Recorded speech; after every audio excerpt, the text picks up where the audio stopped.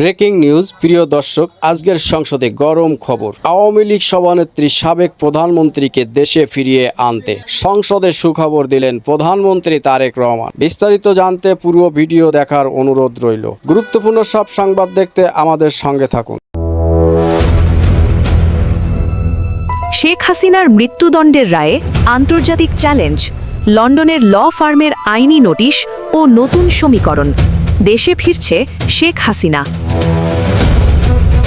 বিস্তারিত জানতে পুরো ভিডিও দেখার অনুরোধ রইল। আন্তর্জাতিক অপরাধ ট্রাইব্যুনালে সাবেক প্রধানমন্ত্রী শেখ হাসিনার বিরুদ্ধে ঘোষিত মৃত্যুদণ্ডের রায় নিয়ে শুরু হয়েছে নতুন তোলপাড়। গত বছরের নভেম্বরে দেওয়া এই রায়কে কেন্দ্র করে এবার আইনি লড়াই গড়িয়েছে আন্তর্জাতিক পরিমণ্ডলে। লন্ডন ভিত্তিক খ্যাতনামা ল ফার্ম কিংসলে নেপোলি এই রায়ের বৈধতা চ্যালেঞ্জ করে ট্রাইব্যুনালে একটি আইনি নোটিশ পাঠিয়েছে। এই ঘটনায় জুলাই অভ্যুত্থান পরবর্তী বিচার প্রক্রিয়া এবং বর্তমান সরকারের অবস্থান নিয়ে নতুন করে আলোচনা ও উদ্বেগের সৃষ্টি হয়েছে।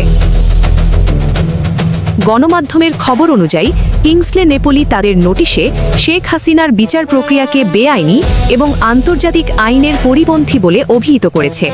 তাদের প্রধান অভিযোগ হল আসামির অনুপস্থিতিতে একপাক্ষিক বিচার এবং তাকে আত্মপক্ষ সমর্থনের সুযোগ না দেওয়া।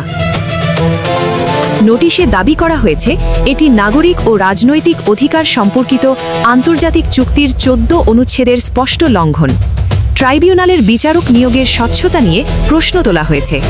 অভিযোগ করা হয়েছে রাজনৈতিক সংশ্লিষ্টতা থাকা ব্যক্তিদের দিয়ে বেঞ্চ গঠন করা হয়েছে, যা বিচারিক স্বাধীনতাকে প্রশ্নবিদ্ধ করে। প্রধান প্রসিকিউটরের রাজনৈতিক অবস্থান এবং প্রসিকিউশন টিমের বিরুদ্ধে ওঠা দুর্নীতির অভিযোগগুলো নোটিশে উল্লেখ করা হয়েছে। বিশেষ করে জনৈক পুলিশ কর্মকর্তাকে খালাস বা জামিনের বিনিময়ে অর্থ লেনদেনের যে ওপেন সিক্রেট গুঞ্জন রয়েছে তাও এখানে উঠে এসেছে। ল ফার্মটির দাবি, এই ট্রাইব্যুনাল 1971 সালের অপরাধের বিচারের জন্য গঠিত হয়েছিল। পরবর্তীতে এর পরিধি বাড়িয়ে শেখ হাসিনার বিচার করা আইনিভাবে বিতর্কিত। নোটিশে উল্লেখ করা হয়েছে যে human rights watch, amnesty international এবং ইন্টারন্যাশনাল বার অ্যাসোসিয়েশনের মতো সংস্থাগুলো এই বিচার প্রক্রিয়া নিয়ে আগে থেকেই উদ্বেগ প্রকাশ করে আসছে। তাদের দাবি, রাজনৈতিক প্রতিহিংসা চরিতার্থ করতেই এমন দ্রুত বিচার ও রায় দেওয়া হয়েছে।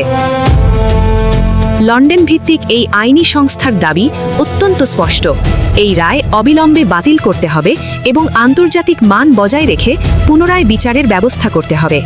এখন প্রশ্ন হল, আন্তর্জাতিক অপরাধ ট্রাইব্যুনাল কি এই নোটিশ আমলে নেবে, নাকি আন্তর্জাতিক আদালতের হস্তক্ষেপের দিকেই এগোচ্ছে এই মামলা? বর্তমান সরকার এই আন্তর্জাতিক চাপ কিভাবে সামাল দেবে সেটি এখন দেখার বিষয়। এই বিষয়ে আপনার মতামত কি? শেখ হাসিনার বিচার প্রক্রিয়া কি সত্যিই প্রশ্নবিদ্ধ, নাকি এটি কেবলই রাজনৈতিক লবিংয়ের ফল? আপনার মূল্যবান মন্তব্য আমাদের কমেন্ট বক্সে জানান।